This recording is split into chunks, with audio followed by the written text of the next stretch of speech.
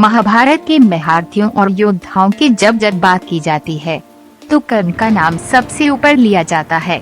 वह महारथी और महान धनुर्धर था, लेकिन जीवन भर उसे खुद को साबित करने के लिए संघर्ष करना पड़ा। जन्म और जाति के साथ साथ उसे योद्धा के तौर पर वह सम्मान नहीं मिला जिसका वह अधिकारी था।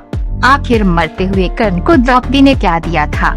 महाभारत में सूर्यपुत्र कर्ण बेहद सुलझा हुआ, धर्म को सर्वोपरि रखने वाला और दानवीर पात्र था, लेकिन उसका भाग्य ऐसा था कि उसे संपूर्ण जीवन सूतपुत्र होने के कलंक के साथ जीना पड़ा। इस कलंक के बावजूद कर्ण को नावीर योद्धा होने के साथ साथ उसकी दानवीरता के लिए भी आज तक जाना जाता है। वह इतना बड़ा दानवीर था कि उसने मरते समय तक भगवान श्री कृष्ण को दान देने में परहेज नहीं किया। अंतिम सांसें गिनते समय उसके पास कुछ भी नहीं था, लेकिन फिर भी उसने भगवान श्री कृष्ण को निराश नहीं किया, बल्कि उन्हें एक ऐसा दान दिया जिससे भगवान श्री कृष्ण ने खुश होकर कर्ण को 3 वरदान भी दे दिया। लेकिन द्रौपदी ने कर्ण को क्या दिया ये जानते हैं इस वीडियो के माध्यम से। कथा। महाभारत के 17वें दिन का युद्ध समाप्त हो गया था।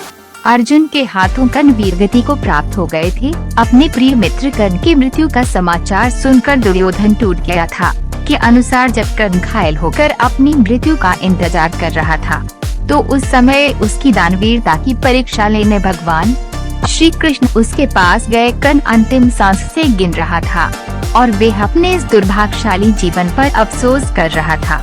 तभी भगवान श्री कृष्ण उसके सामने एक ब्राह्मण वेश में पहुँचे और उससे कहा कि मैं तुमसे अंतिम समय में कुछ दान मांगने आया हूँ, लेकिन तुम्हारी हालत देखकर समझ नहीं आ रहा कि तुमसे क्या मांगूं। ऐसा लग रहा कि तुम्हारे पास मुझे देने के लिए कुछ भी नहीं है। ने दान के लिए आज तक किसी को इनकार नहीं किया था और न ही खाली हाथ लौटाया था, और इस बार तो स्वयं भगवान श्री कृष्ण उससे कुछ मांग रहे थे। कर्ण ने भगवान श्री कृष्ण को निराश नहीं किया, बल्कि उसने अपने पास पड़ा एक पत्थर उठाया और उससे अपने सोने के दांत तोड़कर भगवान श्री कृष्ण को दे दिया। भगवान श्री कृष्ण ने कहा, ये दांत तो झूठा है। इस पर कर्ण ने एक तीर से जमीन में छेद किया और गंगा की धार बाहर निकाल गंगा के जल से दांत को धोकर उसने उसे भगवान श्री कृष्ण को थमा दिया। भगवान श्री कृष्ण उसकी इस दानवीरता को देखकर अत्यंत प्रसन्न हुए और कहा कि तुम्हारी ये दानवीरता युगों युगों तक याद रखी जाएगी। वह कर्ण के लिए भावुक होते हुए उसे 3 वरदान मांगने को कहा। कर्ण ने वरदान रूप में अपने साथ हुए अन्याय को याद करते हुए भगवान कृष्ण के अगले जन्म में उसके वर्ग के लोगों के लिए कल्याण करने को कहा। दूसरे वरदान में उसने मांगा कि उसका जन्म उस राज्य में हो जहाँ भगवान श्री कृष्ण का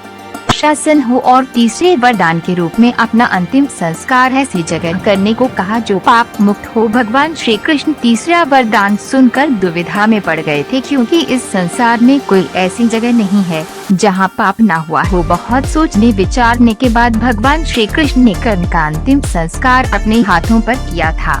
लेकिन इसी बीच जैसे ही द्रौपदी ने कर्ण की मृत्यु का समाचार सुना तो वह कुछ समझ नहीं पाई कि खुश हूँ या दुखी। उसकी आंखों के सामने कर्ण के जीवन काल में उसके और पांडवों के साथ में किए कार्य घूमने लगे। सब कुछ याद आने लगा कि कैसे उसके चीरहरण का कुत्सित प्रयास असफल रहा। अपमान और क्रोध की अग्नि में जलती द्रौपदी के श्राप से भयभीत कुरु राज्यसभा थर-थर कांप उठी। राजमाता गांधारी के रुदन के समक्ष द्रौपदी का क्रोध कुछ धीमा पड़ा और वो सर झुकाए खड़े अपने 5 पतियों के साथ 12 वर्ष की वनवास के लिए निकल पड़ी। जाने से पूर्व उसने कायर कुरु राजकुमार दुर्योधन, दुशासन और सूतपुत्र कर्ण की ओर देखा। दुर्योधन और दुशासन के चेहरों में विजयी मुस्कान थी, परंतु सूतपुत्र कर्ण का सिर झुका हुआ था।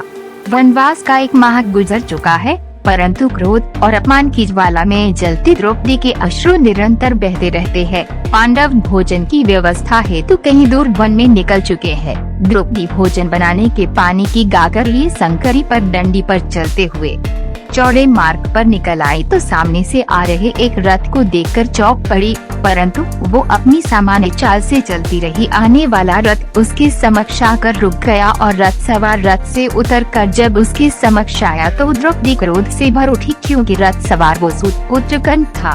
प्रणाम देवी। कर्ण द्रौपदी के समक्ष झुककर बोला, मुझे एक सूतपुत्र का प्रणाम स्वीकार नहीं है। तू इस वन में क्यों आया है?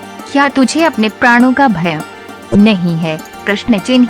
मेरे पति तुझे देखते ही मार डालेंगे। द्रौपदी क्रोधित स्वर में अपने मार्ग पर आगे बढ़ते हुए बोली, मेरे मार्ग से हटो, मुझे तुमसे बात नहीं करनी है। और आगे बढ़ गई। उसे मार्ग पर खड़े होकर उस सूत पुत्र से किसी प्रकार का वार्तालाप स्वीकार नहीं था। देवी, मैं किसी प्रकार का युद्ध करने नहीं आया हूँ, मैं तो एक नारी के प्रति बोले गए अपने अपशब्दों से शर्मिंदा हूँ और आपसे क्षमा मांगने इस वन में आया हूँ। कर्ण के शब्दों में पश्चाताप था। मूर्ख है तू, क्या तुझे ज्ञात नहीं है कि सबसे गंभीर घाव तो शब्दों के ही होते हैं। मैं तेरे शब्दों से घायल हूँ। सूत पुत्र, तू क्षमा के योग्य नहीं है। बिना कर्ण की ओर देखे द्रौपदी अपने मार्ग पर आगे बढ़ती रही। देवी, मैं पश्चाताप की अग्नि में जल रहा हूँ। जिस जिह्वा ने आपको अपशब्द कहे है उसे काट कर आपके चरणों में रख देना चाहता हूँ। कर्ण विकल स्वर में बोला, मुझे वैसा कहने वाले पापी, मुझे तेरी जिह्वा की आवश्यकता नहीं है, मुझे तेरे प्राणों की आवश्यकता है।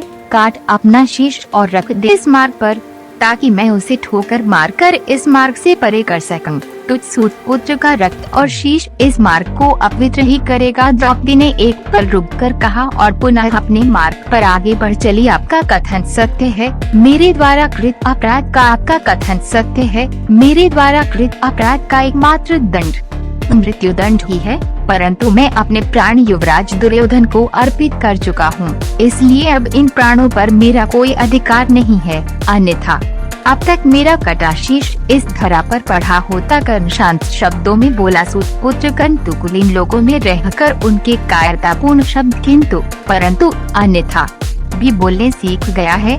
ये क्षमा मांगने का स्वांग बनकर और यही ठहर जा। मैं तुझे क्षमा नहीं करूँगी। यदि युद्ध हुआ तो मेरा पति अर्जुन तेरा शीश काट कर इस धरा पर गिरा देगा, और यदि युद्ध न हुआ तो तेरा तो मैं जानती नहीं, लेकिन एक दिन मैं क्रोध और अपमान में जलकर मर जाऊंगी। द्रौपदी क्रोधित स्वर में बोली और मार्ग में हतप्रत कर्ण को खड़ा छोड़कर अपने मार्ग पर आगे बढ़ गई। सोचते सोचते द्रौपदी दुख से मूर्छित हो गई। अब होश आने पर वह दौड़ती हुई कर्ण के शव के पास आई और वह फूट फूट कर विलाप करने लगी। अब इसके बाद कर्ण से उसके साथ किए गए अपमान के लिए कर्ण से माफी मांगी और उसे बहुत पश्चाताप हुआ कि क्यों उसने कर्ण जैसे महायोद्धा का स्वयंवर में अपमान किया था। दोस्तों, आपका इसके बारे में क्या कहना है, हमें कमेंट बॉक्स में जरूर बताएं और वीडियो को शेयर लाइक करना ना भूलिए। दोस्तों, ऐसे ही और भी वीडियो को देखने के लिए कृपया चैनल को भी सब्सक्राइब जरूर करें और कमेंट बॉक्स में सच्ची श्रद्धा से जरूर लिखें, जय श्री कृष्णा, राधे राधे। वीडियो को अंत तक देखने के लिए आपका धन्यवाद।